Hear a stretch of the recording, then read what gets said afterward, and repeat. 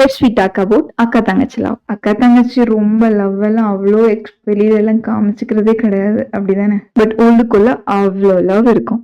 அது சொன்னா யாருக்கும் புரியாது. அக்கா தங்கச்சியா பிறந்தவங்களுக்கு மட்டுமே அந்த விஷயங்கள் புரியும். எப்ப பார்த்தாலும் அண்ணா தங்கச்சி லவ், அக்கா தம்பி லவ், அண்ணா தம்பி லவ், அது மட்டும்தான் பத்தி பேசுவீங்களா? அக்கா தங்கச்சி லவ் பத்தி ஏன் யாருமே பேச மாட்டேங்கிறீங்க? அது எப்படிப்பட்ட லவ் தெரியுமா? ஒரு சின்ன காஃபிக்கு கூட சண்டை போட்டுப்போம். அவளுக்கே அதிகமாச்சு, எனக்கு ஏன் கம்மியா கொடுத்தீங்க? ஈக்குவல் ஈக்குவல் ஷேரிங்ஸ் வேணும்.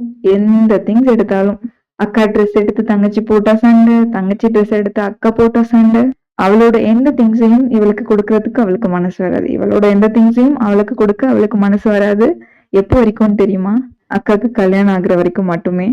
நார்மலா அக்கா தங்கச்சிங்க ரொம்ப சண்டை போட்டுப்பாங்க வீட்டுல இருக்கும்போது. ஆனா அக்காவுக்கு கல்யாணம் ஆனதுக்கு அப்புறம் அக்காவை எவ்வளவு மிஸ் பண்ணுவாங்க தங்கச்சிங்க அப்படிங்கறது அவங்களுக்கு மட்டும்தான் தெரியும். அது எந்த அளவுக்கு இருக்கும்னா, அக்கா கல்யாணம் பண்ணிட்டு அடுத்த வீட்டுக்கு புகுந்த வீட்டுக்கு போற வரைக்கும் கூட அழுகாம அக்கா புகுந்ததுக்கு அப்புறம் உட்காந்து ரூம்ல ஓன்னு அழுகிற மாதிரியான ஒரு லவ். அது வெளிப்படையெல்லாம் காமிச்சுக்க தெரியாது. வெளிப்படையா காமிச்சா சீன் போடுற மாதிரியா இருக்கும்ட்டு அக்கா சொல்லுவா. அதனால அவ்வளவு ஈஸியாலாம் அதை வெளியில காமிச்சுக்க மாட்டோம். வெளியில சண்டை போடுற மாதிரி நடிச்சுக்கிட்டு உள்ள அவ்வளவு பாசத்தை வச்சிருக்கிறது தான் அக்கா தங்கச்சியோட லவ். எனக்கு ஒரு விஷயம் புரியவே மாட்டேங்குது. நிறைய பேர் வீட்டுல கல்யாணம் பண்ணி போனதுக்கு அப்புறமா அந்த மாமியாருங்க சொல்றாங்க ஒரு விஷயம், அண்ணாதான் அக்கா தங்கச்சிங்களுக்கு செய்யணுமாமா. தங்கச்சோ இல்ல அக்காவோ போய் செய்யறது முறை இல்லையா? இது எனக்கு புரியவே மாட்டேங்குது. அது என்ன அண்ணா செய்யணும் அக்கா தங்கச்சிங்க